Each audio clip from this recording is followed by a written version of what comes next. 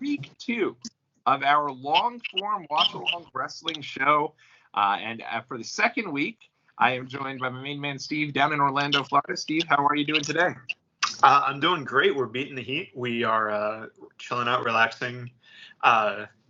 Rocking my Pudge Rodriguez Ranger shirt. I like it. Ready to go. I am still in.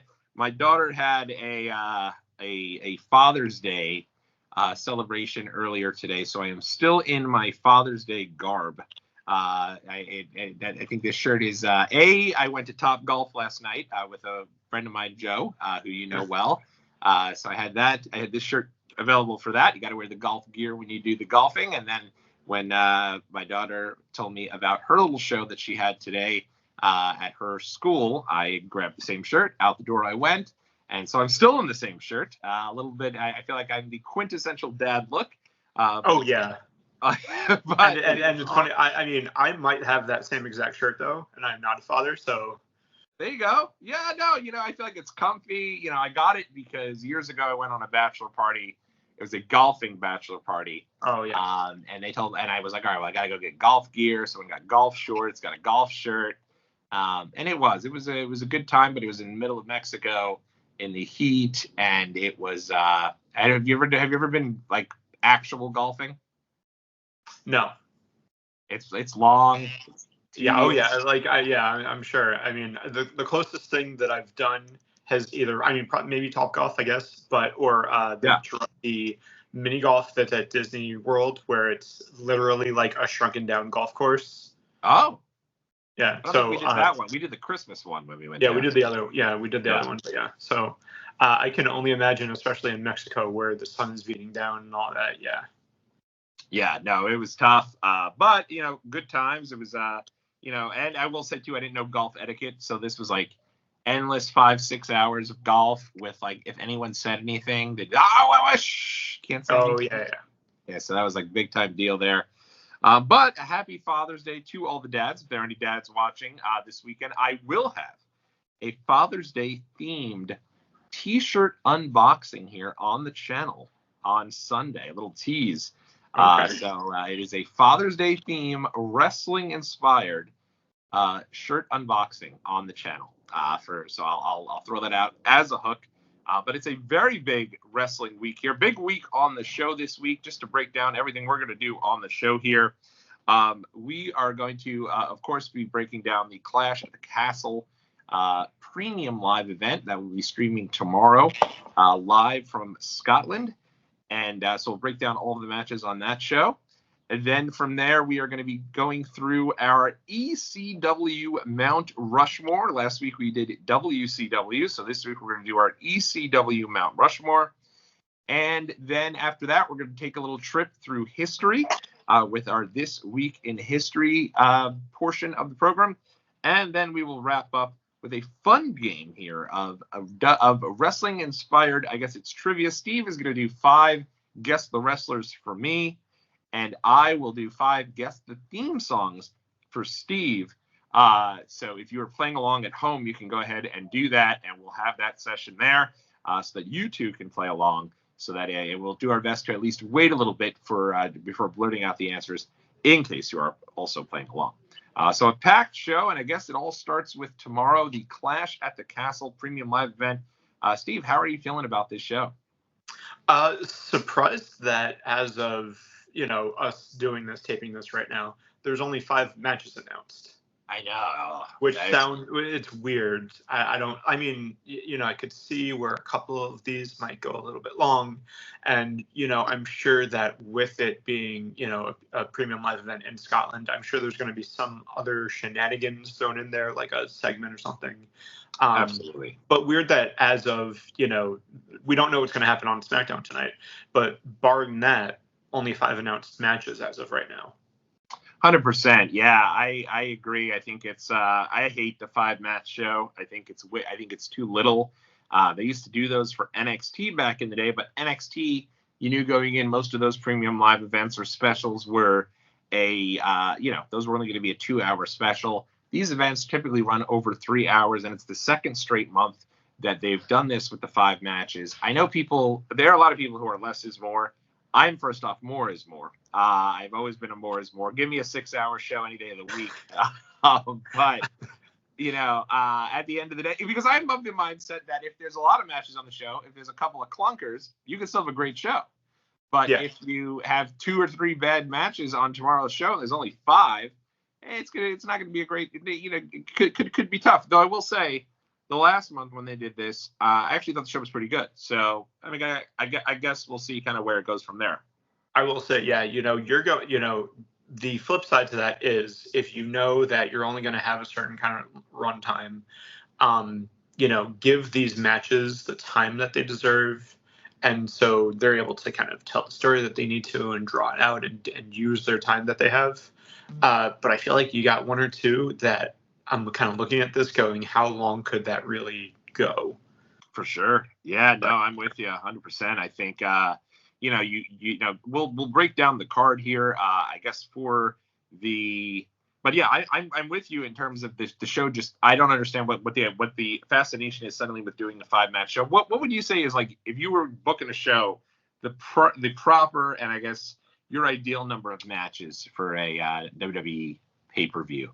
So if I'm looking at, and we're going 3-hour runtime. 3-hour runtime. Maybe even go a little over. Yeah. Well, and the other thing is also that it kind of does depend on the kind of match, right?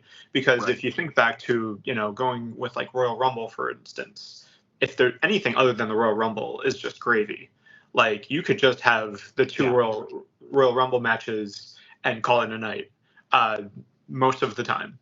If we're talking about like War Games or something like that, sometimes War Games feels like it drags on and on because you got 2 War Games matches, you got the full lead up and all of that stuff. And really, what other matches are there that you're going to go and say, I'm going to remember that match over the War Games match? Most of the time, that's not going to happen.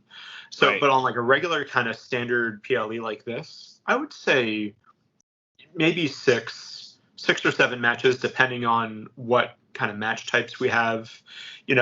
Here we have the only kind of more standout non-one-on-one match is the triple threat tag team match. Yeah. Then you have the I Quit match that's kind of thrown in there. But other than that, you got 3 other just kind of vanilla singles matches. Right. So if that's the case, you got to add 1 or 2 more. But, like I said, I'm hoping that we're going to have some sort of other extra segment that's going to draw out that runtime. But barring that, give me a couple extra matches. And I think their thought process behind it is that they've been starting to give each one of the cities that are hosting the premium live event SmackDown as well. So for King and Queen of the Ring, like it was a couple weeks ago, you had Saudi Arabia had SmackDown, and then that had a variety of folks that were not on the premium live event. Right. And then they obviously had the premium live event. I know, for example, tonight, Kevin Owens is going up against Solo Sikoa, and the team of Grayson Waller and Austin Theory are going up against DIY. And I do apologize if now you have the awful DIY theme song in your head for me just mentioning them. So you do have a couple of matches that are kind of set up, but I agree with you, though. I think it's also just like, 5 matches, it goes by too quick. For me, I'm more of a let's have 7 or 8, I think is good. I think once he get past 7 or 8, the kid inside me still goes, oh, wow, we got 10 matches. It's going to be great. But like the adult in me goes, some of these are not going to get the time they deserve, and it's going to be almost too much. So I could see kind of both sides of it there. Yeah, and the fact that on the upside, they're all for a belt. Mm-hmm. You have none that are not, but again, you could have had something where it's for something else, some sort of storyline kind of going through. No bloodline. Yeah. There's no men's tag team matches on here. None. You have the other women's title that's not here. You don't have a U.S. title, obviously, because, when does LP want to work? Right. That's very, very true. Yeah. No, and I mean, I really feel like it's almost a disservice to both sets of these tag team champions that neither of them have been on any. I don't believe any of them have had title defenses on any of the premium live events since WrestleMania. No. So it's like at the end of the day, the title reigns are not going to be important if you're not putting any of them on premium live event, and you have the space to do it. So it's too much. And it feels weird, especially considering we know in a couple of years SummerSlam is going to be going to 2 nights. Right. Which also means that there's probably a good chance where Royal Rumble is also going to be following suit in the near future. And then it kind of feels uneven where you have these shows that you already have WrestleMania that's 2 nights, and you have all of this buildup, and then you have a PLE like this, which is 5 matches. It kind of feels uneven. It really does.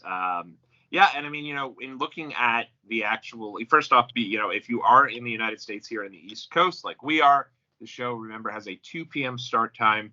That is a tough one for me, but I'm going to do whatever it takes because I got to be honest, I don't know. I'm pretty torn on a lot of these, man. I was taking a look at this. This is, I will say, if there's one thing about this show going into it that I am excited about, I think any of the matches can go either way. I don't think any of them are solidified. I am also a bit of a mark, in fairness. I went in thinking Seth Rollins was losing that world title every single time he had a title defense. From basically the minute he won it until the WrestleMania. I will say to this day, SummerSlam last year, him going up against Finn Balor, I was probably the most invested for a live match I had been in a long time. I was living and dying with every near fall, and it was because I was starting to believe that Rollins was a vulnerable champion. So, but with that said, all these matches, I don't know which way it's going to go. And so I will try to watch this one live. It is difficult for me to do so on a Saturday afternoon. I am usually with both kids. My wife is she's a student, so she's usually studying. But tomorrow night, my wife is taking me out for the date night portion of Father's Day weekend. We're going to go check out Bad Boys for Life at a Diamond Theater, so we're excited about that. And I don't even know if that's what the name of the name of the movie is, but whatever the new Bad Boys is. So, with that being said, I'm not going to be able to watch it like I typically do in the standard time slot. So I'm going to try to muscle up here and actually watch the show in real time as best that I could. So I'm excited about it. Should be cool to do that, even though I do hate the time slot. I will actually probably be out, which is funny. So I will probably be watching it on a delay. And I feel like it's got to be a lot of people. Like that's the hard part with these shows that come on. I'd much prefer 2-3 in the morning start time, provided I don't have any. I could watch the show and go to sleep afterwards for an hour or two. But these shows that start 1-2 o'clock in the afternoon on a Saturday or a Sunday, really, those are tough sells in my opinion. I mean, it's standard football time, in my opinion. That's true. That is true. But at any rate, are we ready to dive into the matches? Yeah, let's dive into the matches here. That's a great point. I didn't think about that. That is standard football time. Good call there. I don't complain and bellyache about the football games that are on at 1 o'clock. But yeah, all right. So main event here on this show, I'm assuming, is going to be the American Nightmare, Cody Rhodes, defending his WWE Heavyweight Championship. The world title, I believe, is... No, I guess it's not the world title. I guess the Universal Championship. His is the undisputed WWE Championship. Undisputed WWE Championship against the phenomenal AJ Styles. And Steve, what have you thought about this deal here with AJ, heating him back up here for a second world title match with the fake retirement angle and everything that kind of comes with that? I feel like the fake retirement angle was not needed. And, we talked about it being kind of a copy and paste from the Mark Henry angle a few years ago and that kind of thing. But I feel like it wasn't needed. Like, you could have just said, I got one more in me, or let's run it back. We had such a good match, that kind of thing, where it feels like he's trying too hard to be the heel, where really it could just be, I'm a very good challenger for you. Yeah. I'm the caliber of a challenge that you deserve. So let's do this. 100%. It doesn't necessarily need the, I turned on you or whatever you want to call it, kind of thing.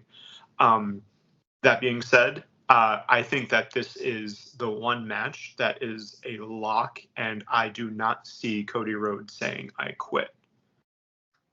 So a couple of things here. Number one, so part of me agrees 100%. Why are we redoing the Mark Henry angle? But I do appreciate that there's probably a new audience that's come in. That Mark Henry angle now we're going on 11 years since that aired. So there's probably a new audience that maybe hasn't seen it. And I do think him coming out with the pastel suit was a nod to the folks that they knew had remembered the Mark Henry angle and probably immediately were going to go, oh, he's faking this. This is BS. We know this is BS. And then, also gave Mark Henry a shine. I'm a Mark Henry fan. I think he did a really good job in kind of reinventing himself once he started the Hall of Pain stuff. So I loved that angle with him and Cena. I thought it was just perfect. This one, it's hard with AJ as a heel because I think he's such a genuinely nice guy. Like I saw him at the press conference earlier talking about TNA, and it's just like, man, this is I'm hoping. I love Cody, but it would be fun if you give AJ a short little title reign here. What a shock it would be. He waits so long to finish the story, and then he loses to AJ Styles. I think the I Quit stipulation makes things very difficult. But I'm going to go out on a limb, and I'm going to say that tomorrow night, AJ Styles, the phenomenal AJ Styles, will be winning the undisputed WWE Championship. I expect him to lose it a month later at Money in the Bank. But I do think that, and then you'll set up Cody's next challenger for SummerSlam. But I'm going to go with AJ Styles winning the title tomorrow night. Okay. I don't think when will we learn? I mean, hey, that's you put $1 on, like the Rays winning the World Series or something like that. It's true. But I think this is one of the reasons I'm tuning in, because I know a lot of my friends who are going to be watching the show. Someone will be watching live, and if AJ wins that title, they're not going to be able to help themselves. I'll get the big eye text. I'll get the "Are you watching?" with 500 exclamation and question marks, and or I'll get the straight up, "Oh, AJ GIF," and I'll be like, all right, you know what? I got to try to at least tune into the main event and see how this goes. It should be a good match either way, though, I think. These guys, I liked their last match. That was really good. Yeah, I think it'll be a great match.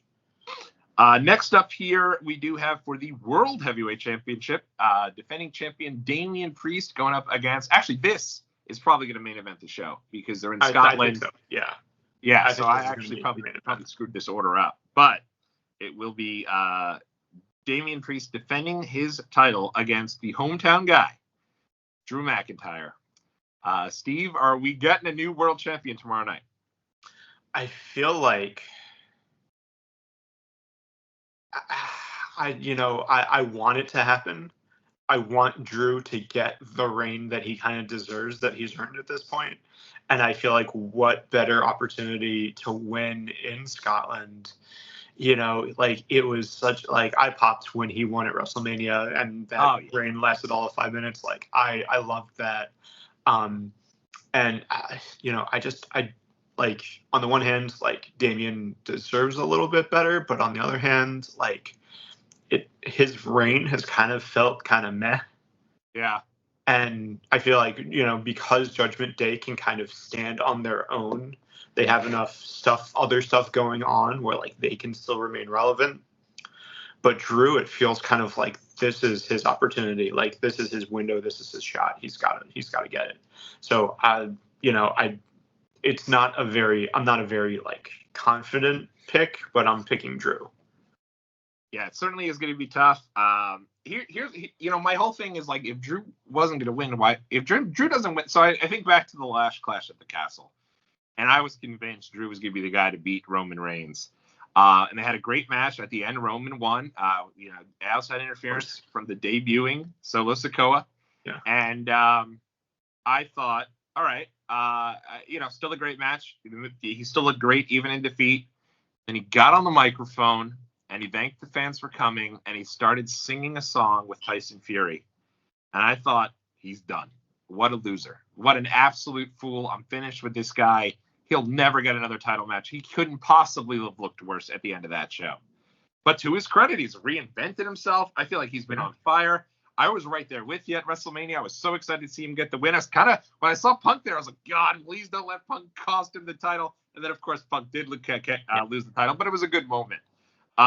It's tough for Priest because I feel like, with this new regime, they don't typically hotshot things and change things quickly. But at the same time, it doesn't feel like, Damian Priest went from losing the 2 sets of tag titles in ladder match one night and the next night world champion, and then he hasn't been on a couple of these premium live events. So it's not really been fair to him. But I feel like Drew's got to win the belt tomorrow. And especially if they go to Scotland, hometown guy, and they have Punk interfere and cost him the match, the place is going to be so angry that I don't think it'll be good all the way around. So I think Drew's got to win the belt. The problem is going to be that they, we do kind of have a kind of bizarro situation coming in where normally Drew is the heel. He's not going to be the heel tomorrow. Right. Normally, Punk would be the face. He wouldn't be a face tomorrow. And the thing is, like, he's running in as a heel to cost the face the championship. But then the next night on Raw, it's going to be back to normal, where it's going to be, but you have Punk as kind of, the anti-hero, the face, whatever you want to have him as, and Drew's going to be back to the heel. So, Yeah. And, then I could see that happening. And that's kind of the one caveat of, I think if Drew loses, it will be because of Punk or some other sort of outside interference shenanigans, even though the Judgment Day is barred from ringside. Oh, they're barred from ringside. Yeah, because of the match that Drew won against Finn back on Raw. I missed the end of that. I missed the end of that Raw. Yeah. Or right. They're going to go some sort of shenanigans of, specifically they've only said that Dominic, Finn, and JD are going to be borrowed. But then they're going to, induct Carlito as a member, and then he's going to come out in costume, or something's going to happen. Yeah. I think if Damian wins, he doesn't win clean. Yeah, which wouldn't do him any good either. I think if we were to win clean, I think that'd be like, wow, what a moment it would for be him. huge. Yeah. But I think you're right. And another piece of this, I do think Drew's going to win the title. I don't think he's going to have it very long, because I do think Punk's going to cost that title at some point, maybe to a Jey Uso or maybe to somebody else, so that you'd get the babyface heel dynamic going into SummerSlam against Gunther. Because right now Gunther he's the guy going for that title. And so if Punk is ready to return, I think it makes sense you do Punk and Drew at SummerSlam. They don't really need the belt. And I don't think like a Gunther Damian Priest match is a weird one. So I don't expect that's the route they'll go. But I could see Gunther versus Drew being a good match. Oh, I think even Damian against Drew. So, Gunther. Yeah. True. Yeah. Maybe they would do. It could be that it's Drew versus Gunther, and then maybe Punk returns after SummerSlam too. Oh, that could be. So we both are in alignment though that Drew should win, but again, there's a lot of uncertainty, and I think that's great. I think that really drives interest in the show. Yeah, for sure. Next up, it's going to be another title match. It will be another hometown favorite. It will be Piper Niven going for the Women's Championship, the Raw Women's SmackDown Women's Championship against Bayley. A couple of things here. Number one is that Piper Niven should be very much over. However, Bayley should also be very much over. The UK crowd and the international crowd absolutely loves Bayley. If you saw the press conference today, they were doing the, oh, hey, Bayley, that whole deal. Yeah. And so it should be a fun one. Who do you see winning this match? I still see Bayley winning. Yeah, I agree. I will say I like Piper Niven a lot. I think everybody, at this stage knows that I had a battle with Bell's palsy. That once you have Bell's palsy, I feel like you always kind of continue to fight that piece and do what you can to kind of get over that. And for me, I know Piper Niven was very much honest about her battle with Bell's palsy, so I like Piper Niven a lot. I also think she's really solid in the ring, and she's used this opportunity to really make the most of it. With her having some really strong promo work over the building of these next couple of weeks, and certainly again today. But I think this is just kind of her chance here, but I don't see her taking the title off Bayley here. Yeah, I mean, I do see that. I see that match being the opener. I agree. That's your 100. Yeah, I think you're right. And I do think it'll be a good match, but I don't think Piper Niven's going to win the belt here. It'd be interesting. I actually could see a situation where Piper Niven loses, and you set up Bayley's opponent for SummerSlam, Chelsea Green. But I'm pretty sure Nia is going to be gunning for Bayley. Oh, correct. Good calls. Nia on SmackDown. And I think that's kind of one of the other reasons why I'm leading into it. I see, Nia has kind of called her shot against Bayley. Right, specifically. Right. So, and that's kind of where I'm like, yeah, she's gunning for it, but at the same time, like, I see that being the match at SummerSlam. Yeah.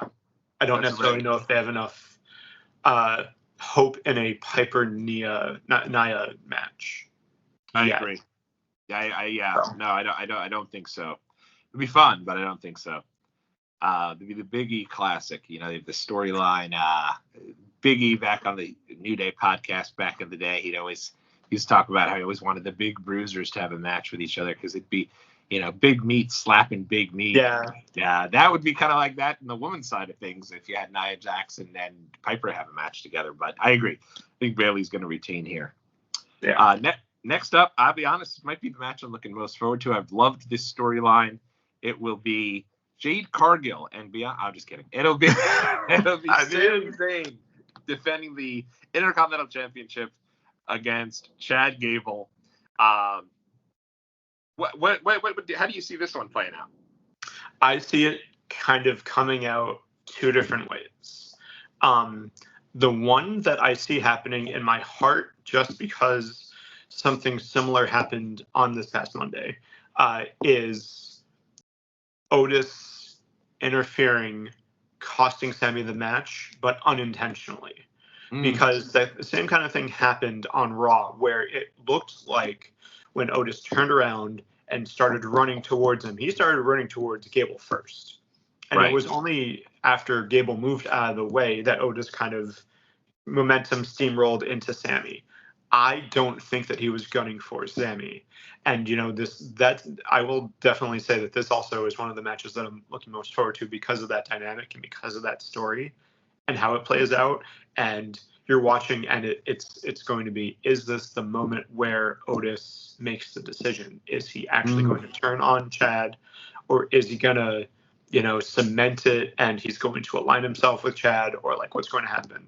So I could see it where Otis kind of Chad pushes him, tries to get him to interfere, doesn't happen. Otis finally goes for it and either will be going for Gable, but Gable will move out of the way at the last second, and Otis clocks Sami, and that's how Chad wins.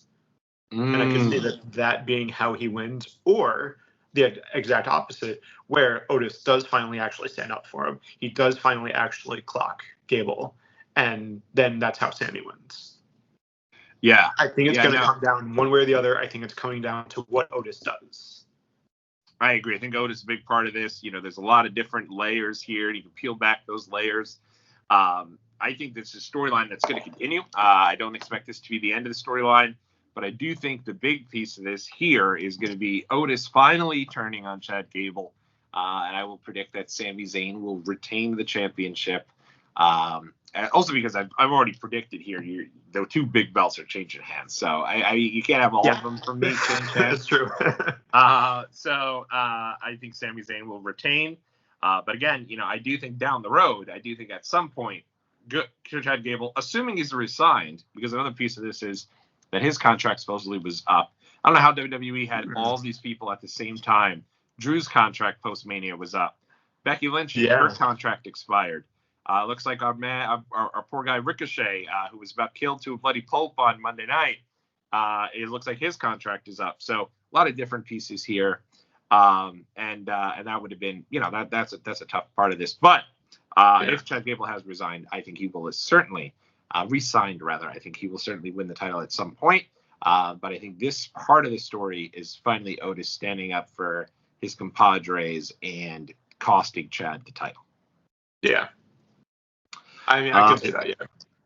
And then you see, not to get off topic before we get to the last match, I really think this would have been a great, when Ricochet interfered and came to the aid of Ilya against Braun Breaker, I thought, okay, they're going to make that match on this show.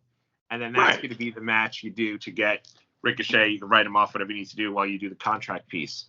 And instead, they just did it so fast. I think they just hot shot it way too quickly.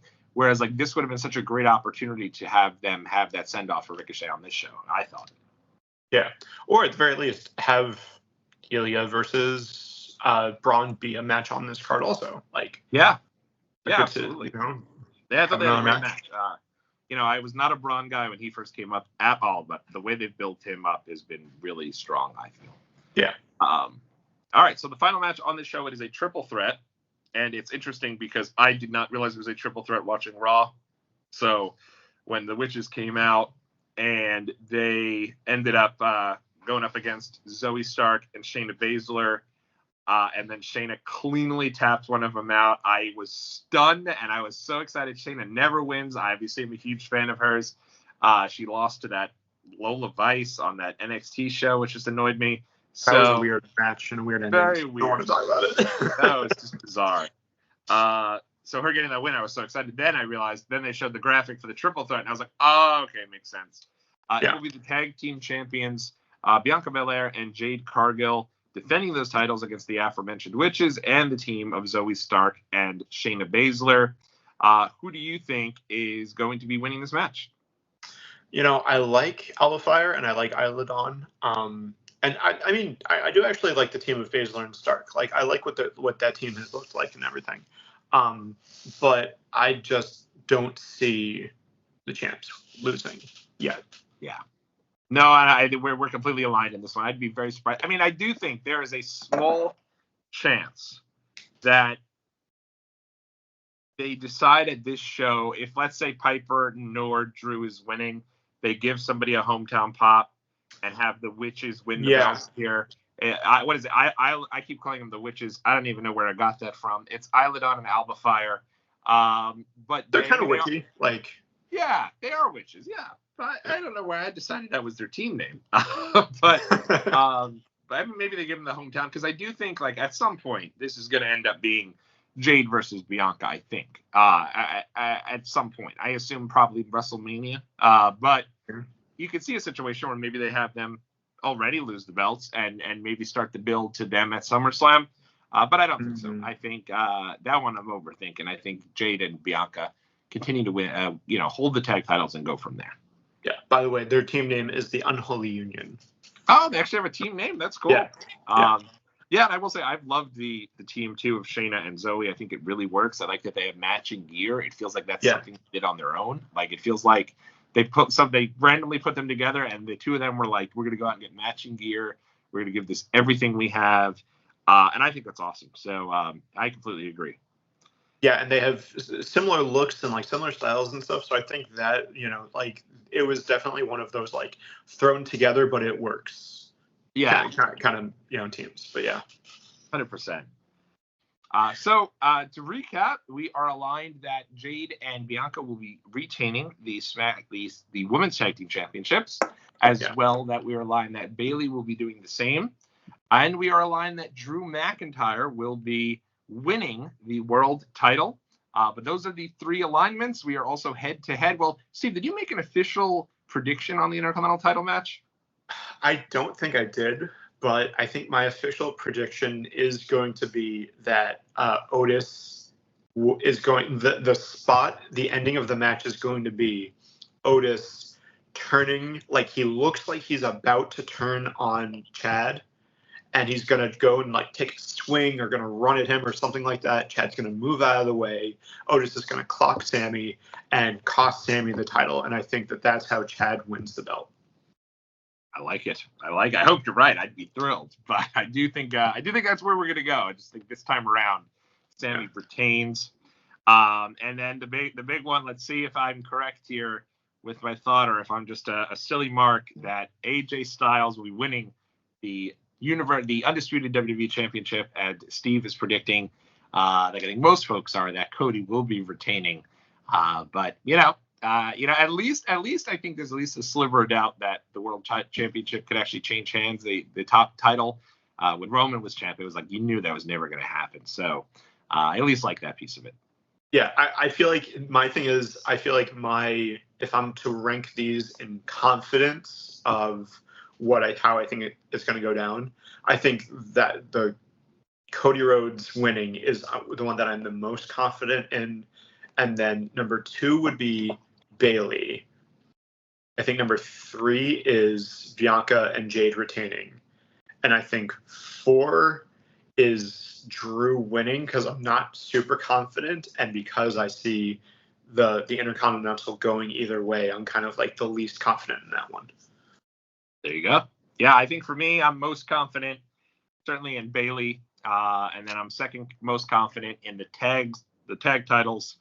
Probably behind that, I'm most then Drew, then Sammy, and my AJ Styles Hail Mary. Your dark horse pick. I will be, to the moon if AJ is somehow able to get this title tomorrow. It'll be, I just was doing my main events of King of the Ring. It would be Kane beating Austin for the title at King of the Ring 98 after he had a year-long build to win the title at WrestleMania 14. And you could even, if you go back and watch that match, you have Austin's bleeding because his first blood, and the crowd is like I don't think the crowd thought any chance Austin was losing that match. And when they saw him bleeding, they were like, oh my God, wait a minute. He's bleeding. Like, if the ref sees it, that's it. And then the ref calls for the belt. Everyone's like, what? And he loses the belt the next night. He only has it for a day. But it'd be a similar moment if AJ wins the belt tomorrow. So that's true. We'll have to see. All right, moving right along here into our next piece of this, our next segment, if you will. We're going to talk about our Mount Rushmore of ECW, the Extreme Championship Wrestling. The only stipulations we have here is that it is going to be, you can only choose wrestlers. So it could be male wrestlers, female wrestlers, or tag teams. I think Paul Heyman would be a part of both of our lists if you were including him. So we're going to put Paul Lee to the side. We'll put Joey It would just be Paul Heyman 4 times. Exactly. Yeah, but Paul Heyman, Paulie Dangerously. And so we'll also put Joey Styles to the side too. Yeah.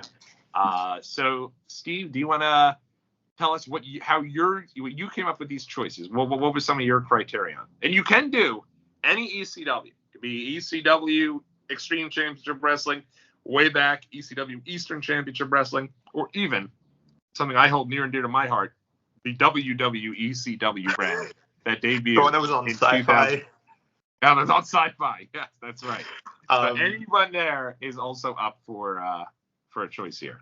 Well, I'm going to start this with a very shocking proclamation, and what I'm going to say is that Raven is not on my list here. I'm very surprised. Mostly because my criteria was trying to take, if it's just pick your 4 favorite wrestlers, right? Clearly he would definitely be on it.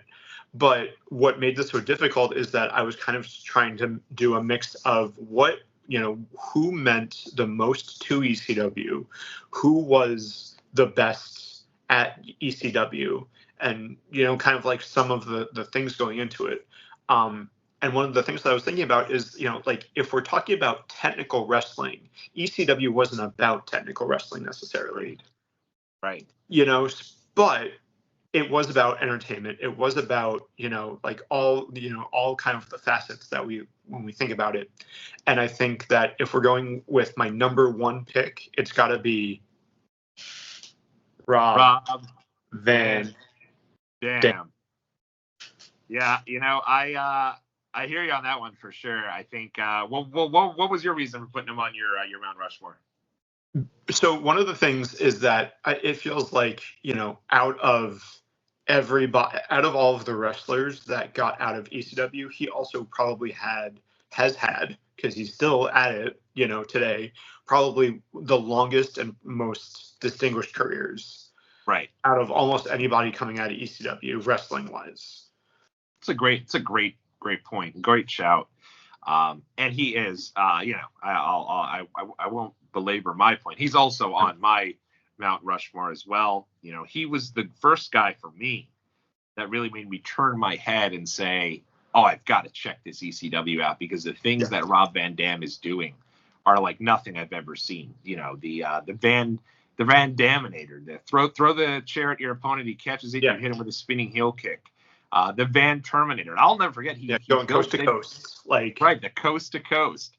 A move that later on Shane McMahon would perfect. Now, obviously, Rob's was amazing, because Rob's was one side of the ring, and then he'd go diagonally all the way to the other side, because the ring for ECW was a little smaller.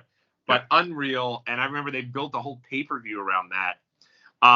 And then, you also credit RVD with a couple things. Number one, when ECW invaded Raw back in '97, they showed Rob Van Dam, and I think some of his aerial techniques, some of his matches were really good. The matches he had with Jerry Lynn were really good. You didn't always have really strong matches, ECW. You'd have crazy matches, but you wouldn't always have really strong matches. So you have that for Rob. And then I think, Rob is also credited with also being that guy who ends up bringing back ECW. He gives the idea to Vince McMahon for the one-night stand shows, And even if you didn't love the new ECW, I think we're all in agreement that both ECW shows, the first one, that was that hardcore type of show, that nostalgia fest.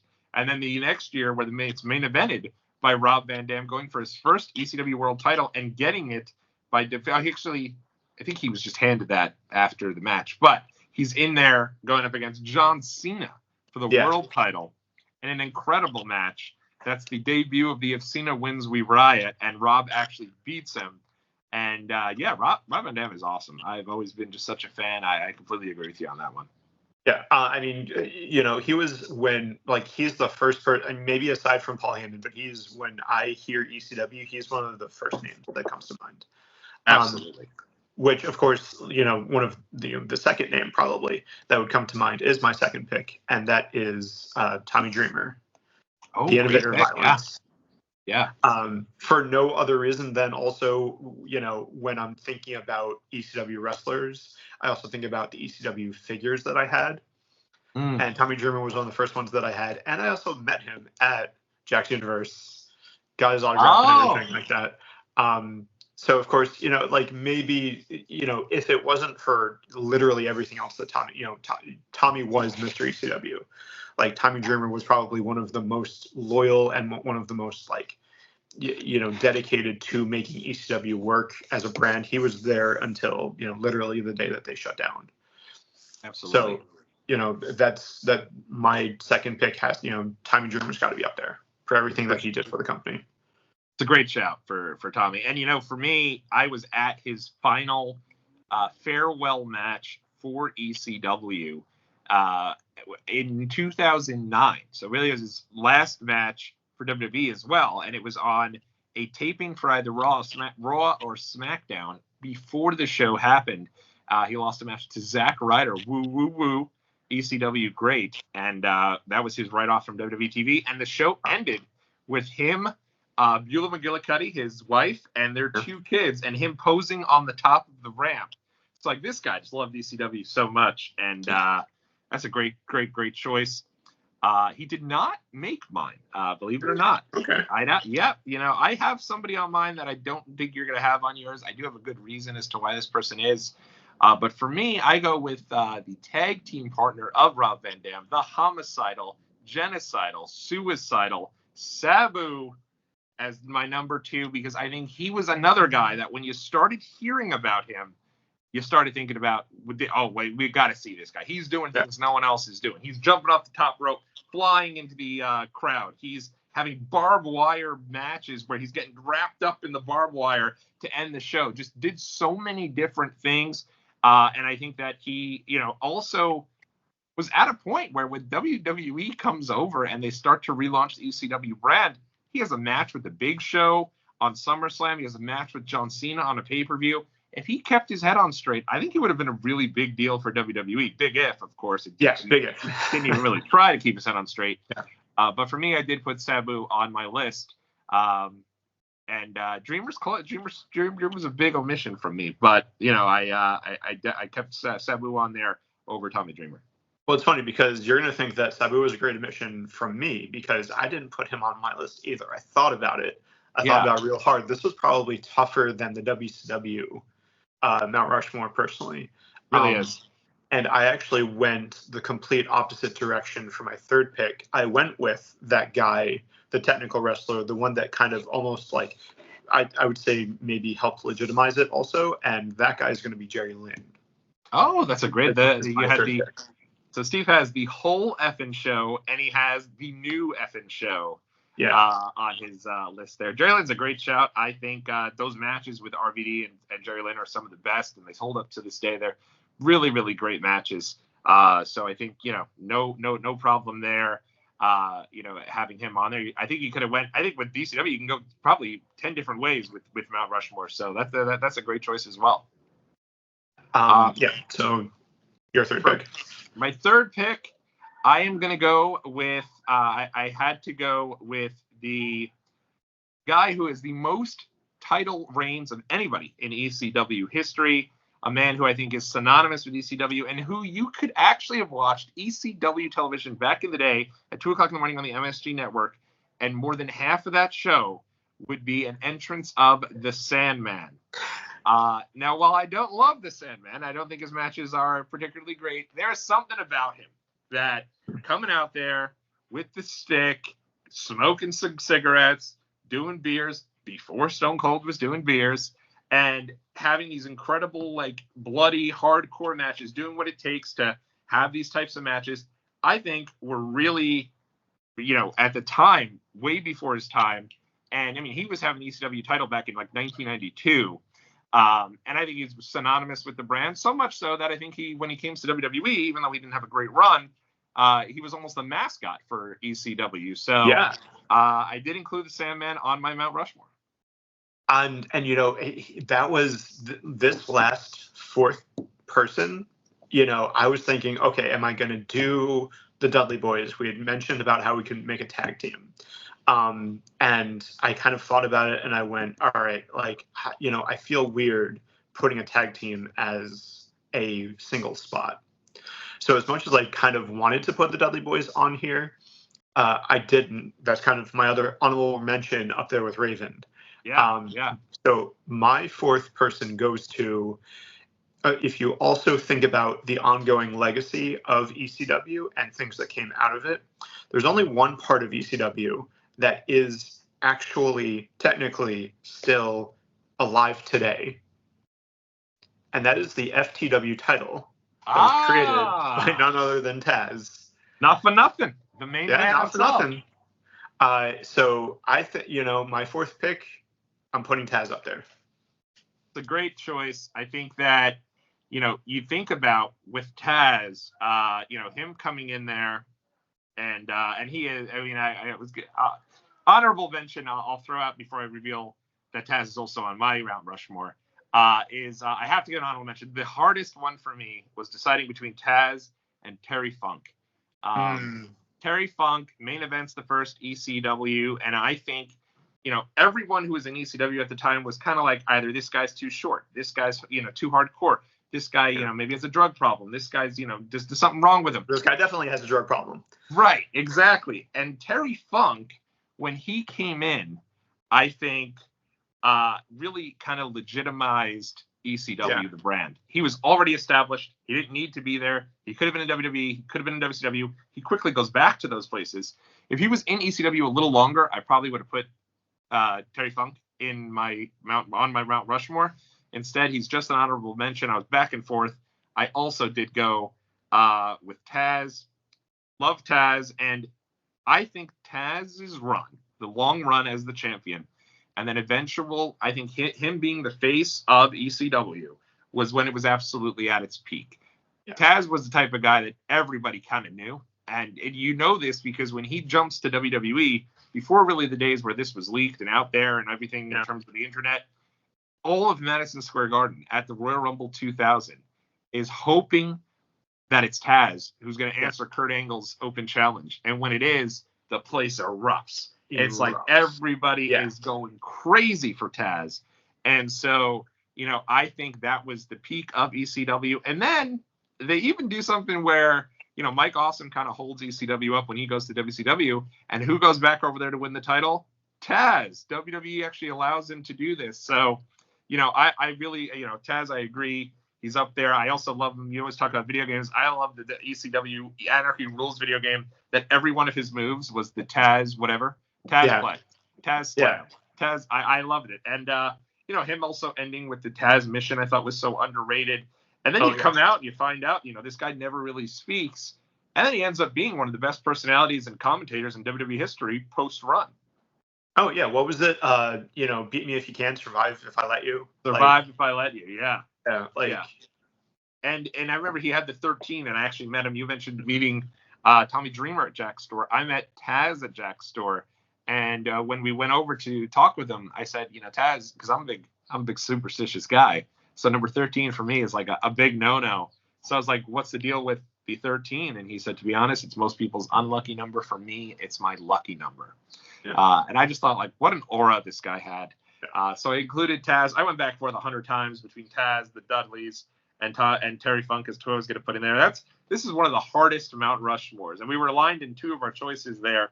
To me, last week we did the WCW Mount Rushmore, and I got a bunch of people in the comments. What about Lex Luger? What about Arn Anderson? What about I think somebody had said, what about there were a couple other ones that they threw out there.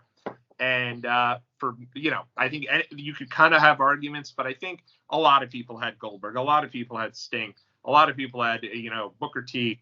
I think this one is one where you could probably make a case that none of our picks would be in there, and you wouldn't be wrong by not including any of them. Yeah, you could have a completely different top 4 Mount Rushmore and have none of these guys on there from either of our lists. Absolutely.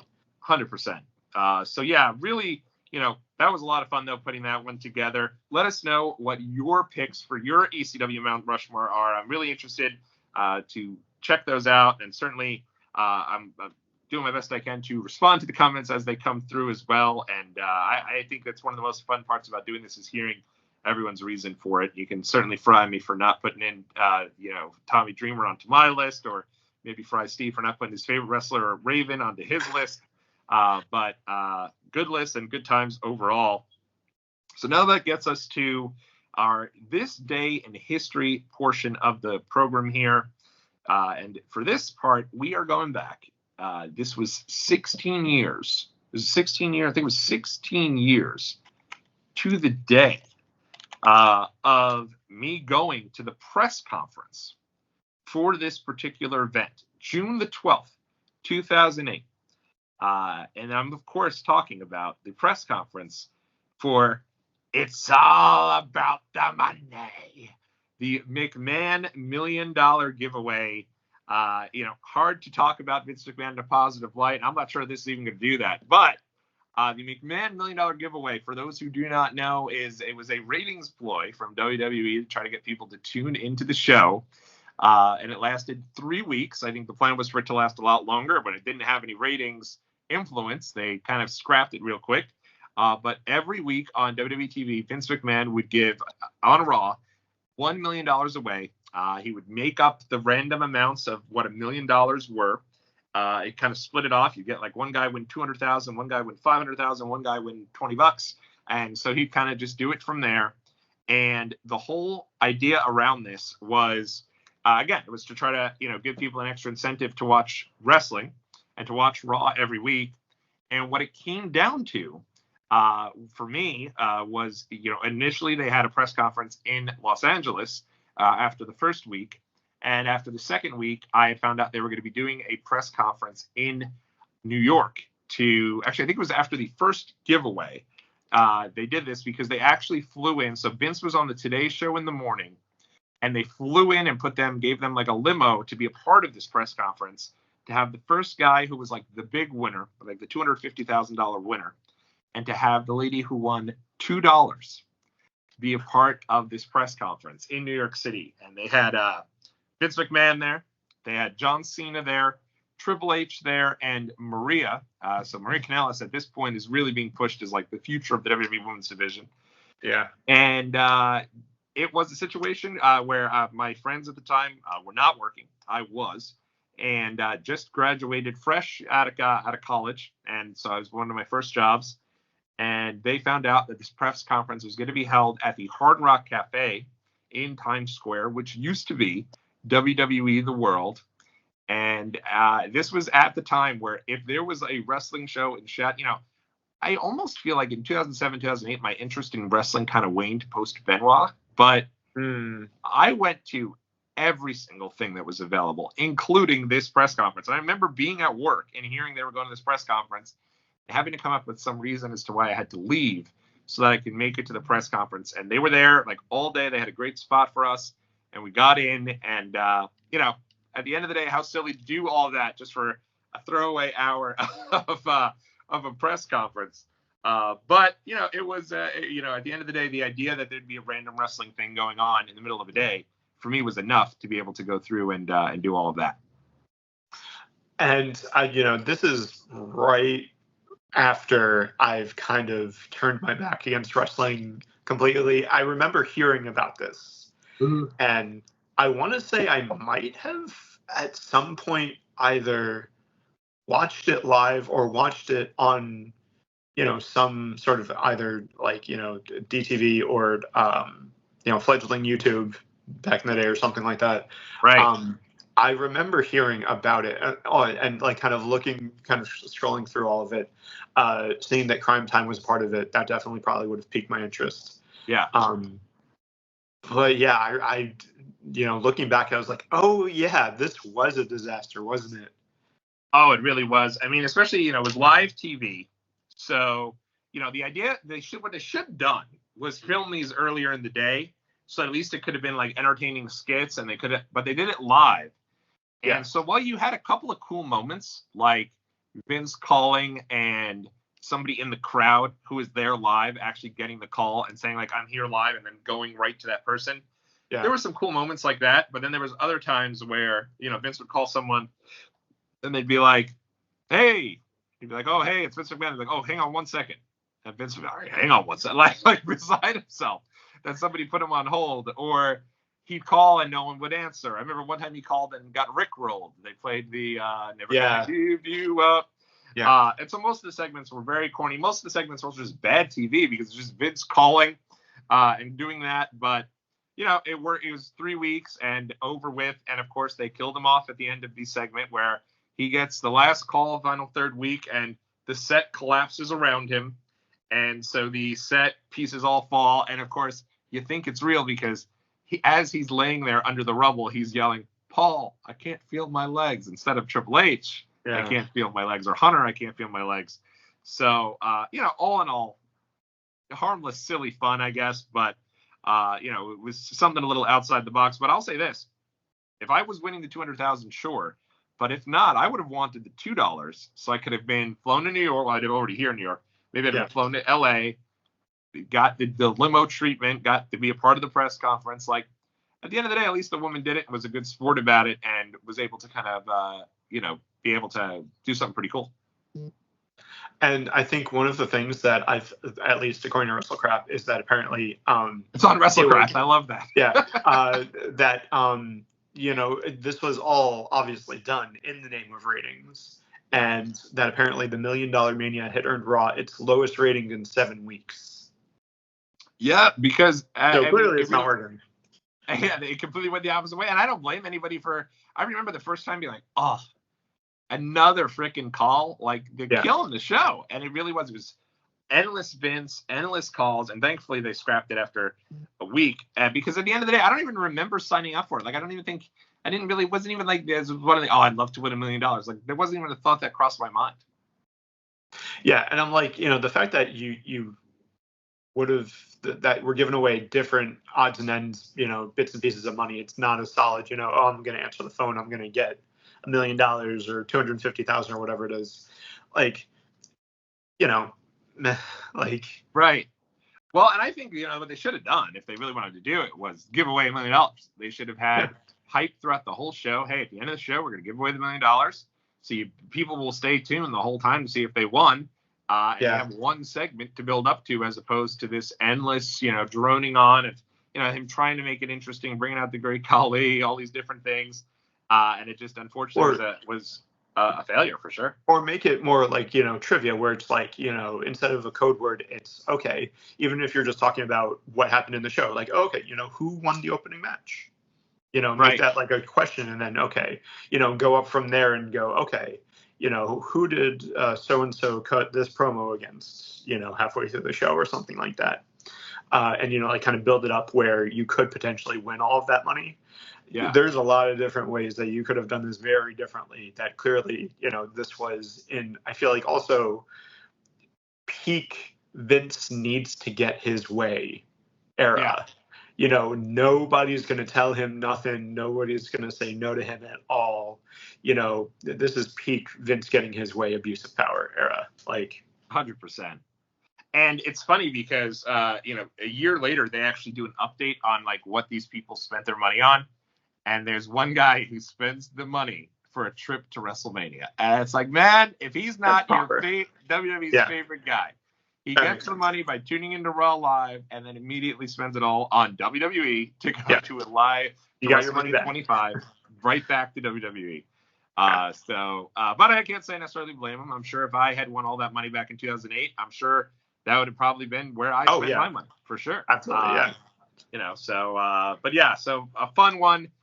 As far as the press conference, I don't remember too much about it, except for the fact that I remember John Cena was very classily dressed. And I thought John just looked so cool. Like all of them were Hunter was in a suit, Vince in a suit. John came out, he was like in khaki shorts and a button down, like a plaid button down. I was like, that guy's sharply dressed, if I will say so myself. So, very cool and a fun deal, and certainly another excuse for me at that stage of my life to find a way out of going to work. So, of course. So there you go. All right. So that concludes our this day in history, and now we're gonna move over. Well, give me one sec though. Steve, I think is pulling up his potentially pulling up his different pieces here. And I am also going to be pulling up my pieces in terms of my piece. And I guess I'll work towards editing this piece out. Or maybe not. No, I think we're okay. We're already back. Yeah. So no big deal. So what we'll do is here, Steve is going to do a Guess the Wrestler for me. And then I'm going to go and do a Guess the theme song for a wrestler. And we're not going to play the theme song here on YouTube and have it blocked out immediately. Instead, I will read the lyrics of a particular song, and I will try to do it in the most normal, monotone voice, fighting every urge to sing the song. Which I think is more fun anyway. It is much more fun. And harder, Right. Then if I didn't do it that way, you'd know it 5 seconds. So, but before I have 5. Do you also have 5 Guess the Wrestlers? I do. All right. So we got 10 total here. So Steve, do you want to go ahead? How does it work with your Guess the Wrestlers? How are you going to do this? So usually the way that we do it is that the way that I guess we can have it work here is where I give you 4 different hints that get progressively, we start very obscure and then you get progressively kind of more obvious. Okay. And then, if we want to work it where we're keeping score, you would get 4 points for getting it from the first obscure hint, and then 3 points, and then 2 points, and then finally 1 point. I like it. And I can kind of give you one guess at each level, and then whichever one you get it at is how many points you're going to get. And we'll see, total wise what we wind up with. I like it. Sounds good to me. All right. So you ready for your first wrestler? I'm ready. Okay. So this wrestler wrestled in 5 different decades. The Undertaker. Nope. Oh, okay. That's one. All right, so that's level 1. So level 2. So this would be worth 3 points. This wrestler is a King of the Ring winner. Oh man, I'm struggling here with this. Jeez. Bret Hart. Nope. That's 3. So this is the 2-pointer. Okay. So I thought I'd get these so quick, and here I am struggling away. Among others, has appeared in WWE, TNA, and AEW. Sheesh. Man, I am the total strugs here. 5 decades, WWE, AEW, and you said TNA as well. And TNA, yep. And it has been, wait, hold on. Well, maybe I want to do a quick fact check here to make sure that what I was about to say, kind of give you a little bonus hint here since you're struggling. Yeah, I'm struggling hard. I want to make sure.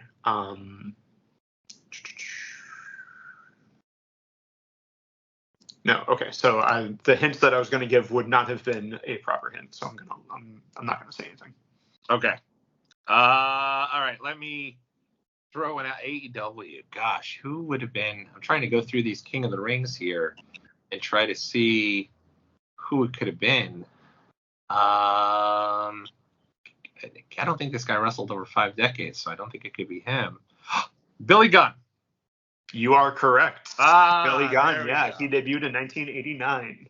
Wow. Yep. Good for Billy Gunn. That's so cool. Yeah, so you got 2 points there. My 1 point, my kind of most obvious, if you don't get it at this one, I don't know, was that he had to change his entire gimmick due to losing a match. Oh! That was my number 1 your number one gimmick was going to be, well, I'm a nice man. I would have been like, I mean, I guess number one could be kind of like giving you a little snippet, but I didn't want to, step on your toes about the music thing. There you go. Do we want to go back and forth, or do you want me to run through the 5?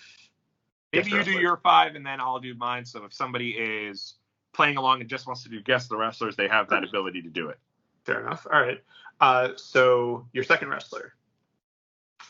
One of his finishers was a chokeslam. Kane. Nope. Oh. You also have to remember that, I mean, obviously the most obscure one is going to be widely applicable. So it could have been a bunch of course. All right. So your second guess, worth 3 points, was a hardcore champion in both WCW and WWE. Hardcore champion in both brands, both companies. Oh boy, that's really tough. I don't know anything about the WCW hardcore title except that. Nor did I. Is it the Sandman? No, I guess he was not hardcore in WWE. Yeah. No. Your third guess, worth 2 points, was a cruiserweight champion in both WCW and WWE. I was about to guess the Big Boss Man, but clearly he, God bless the man, may he rest in peace, was not a cruiserweight.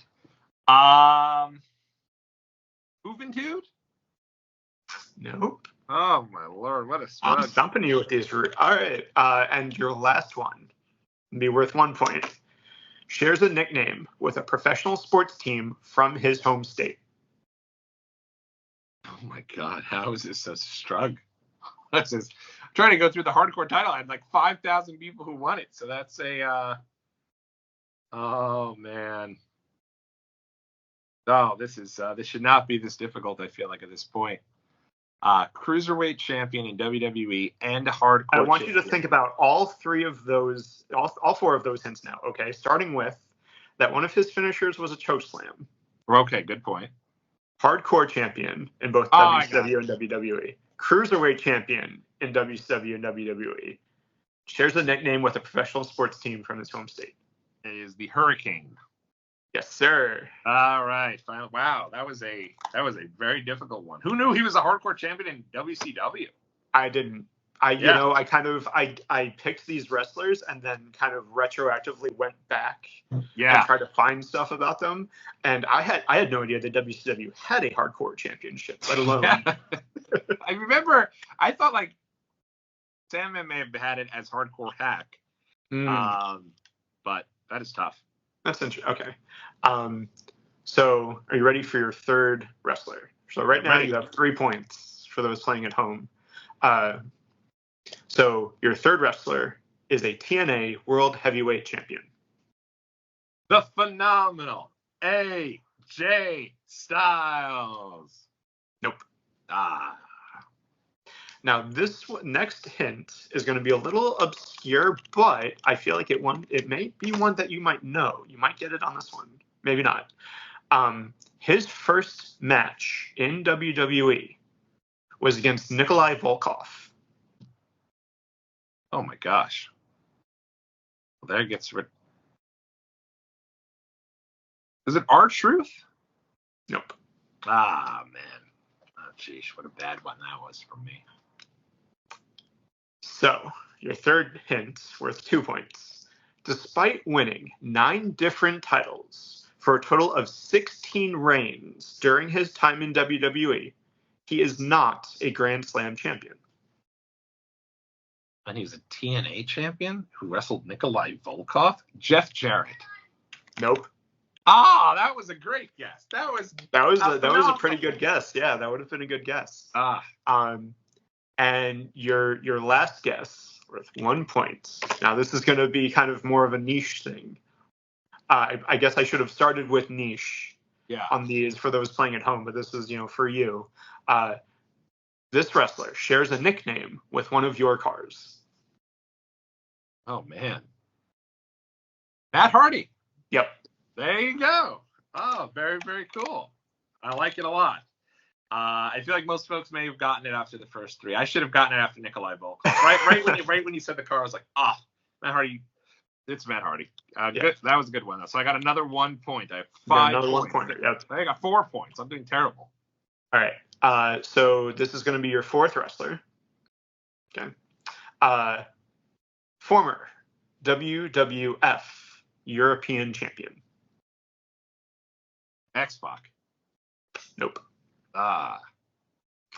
Um, Your second hint, and this is one of the ones where kind of like I went back and forth about what order I should give these hints in, but I feel like at this point maybe gonna give it to you here. Probably extended his career significantly when he became a trainer and then later a commentator. Oh, man. Tommy Dreamer? Nope. Man. He hits all those boxes, but that is tough. Yeah. Your third hint, worth 2 points, had a very controversial action figure that wound up getting banned. Al Snow. Yes, sir. Could have got Al Snow. I'm not even sure Tommy Dreamer was a European champion. I got 2 points at least on that one. You got 2 points for that. And in case you're curious, my number 1 point hint was going to be I once peed next to him at an indie show in the back. You did. And didn't ask for an autograph and weren't weird. Nope. So, your last guy, number 5. Your first hint, number 1, he's Jewish. Bill Goldberg. Nope. Your second guess, your second hint, were 3 points. He wrestled for WCW, TNA, ECW, and WWE. Psycho Sid. Nope. Ah! Is Psycho Sid Jewish? I don't know if he's Jewish, but, Okay. but I know he did all his other things. So your third hint, worth 2 points, holds the record for most WWE Hardcore Championship reigns. Crash Holly? Nope. Oh, man. I had to look this up too. Well, I did terrible. My goodness. And your last one, I really hope you get it on this one. Your last guess once charged me extra for signing a T-shirt that I bought from him 2 tables over. Ah, it's Raven. I should have gotten it after the hardcore one. Aye, Lord. He did.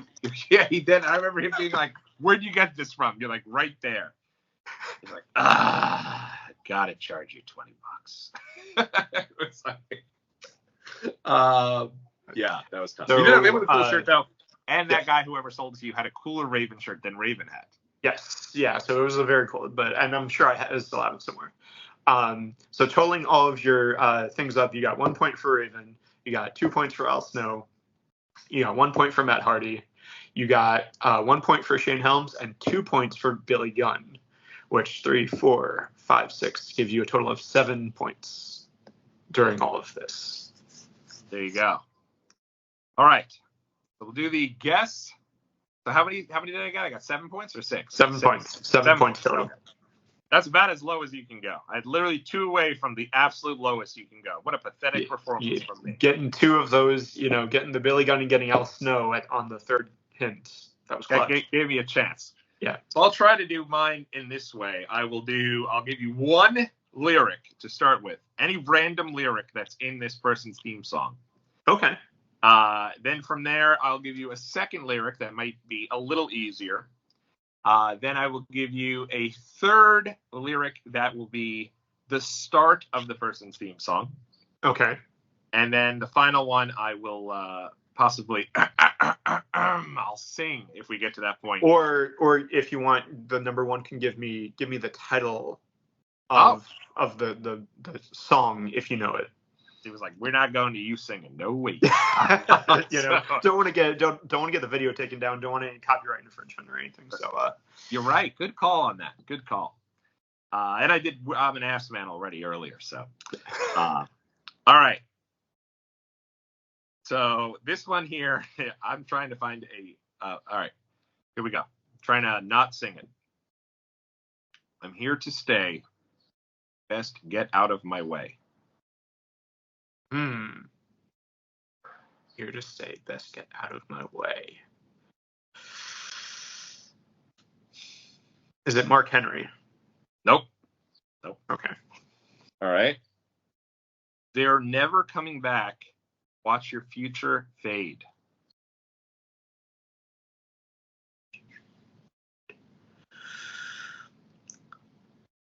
Is it Edge? Is it Metalingus? Nope. Nope. Oh, okay. All right. Awesome. I came to play. I came to play. The Miz. Yeah, that's the Miz.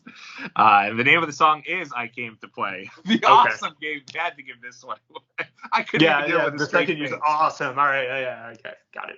So you got 2 points on that one. Okay. All right. Next one here. First lyric: is there something left for me to save? Something left for me to save.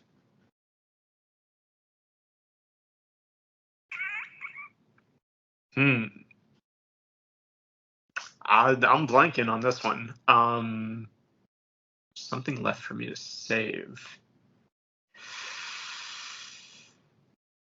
I mean, it doesn't hurt to give a guess. So let me think. Kane. Nope. Maybe a throwaway from Slow Chemical. No. Okay. I am cold like December snow. Oh, Jericho. Chris Jericho. Yeah, and actually, you could have thought about it from the saves. I don't know if that had anything. Yeah, I don't think when they I made was Judas. thinking, yeah, Savior. Yeah. I know that's why I tried to throw you off there. So you got 3 big points on that one. It was hard with the Judas to come up with the lyric that would have been a tough one. Yeah. All right. This one I think might be tough too.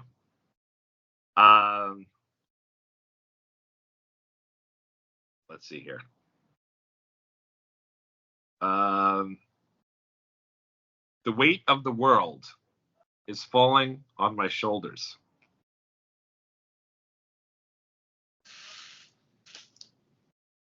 Oh my God, I know this. I know this.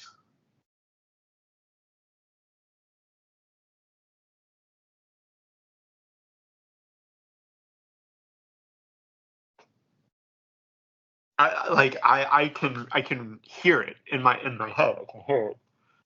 But I'm also thinking of the Offspring song that also has those lyrics.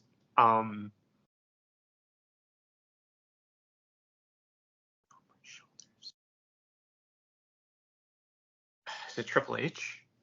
Nope. Okay. I feel like I'm gonna kick myself for not knowing this one because I feel like I've heard that line hundreds of times. The next one is, how will they all feel when I bring them to the ground?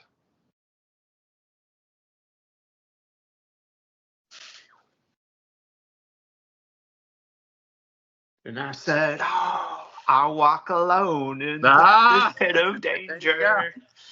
Indeed, that one. That's all. Why I've heard that hundreds of times is because it's on my gym mix. I was like, wait, hold on.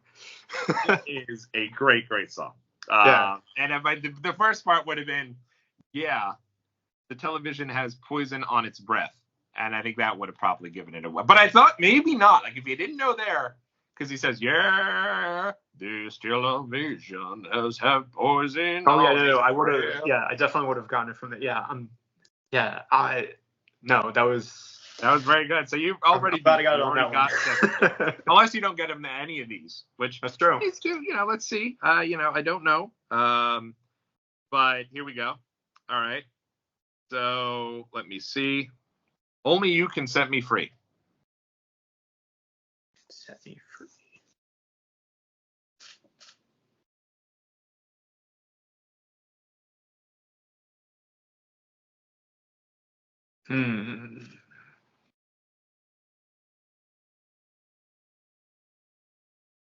Only you can set me free.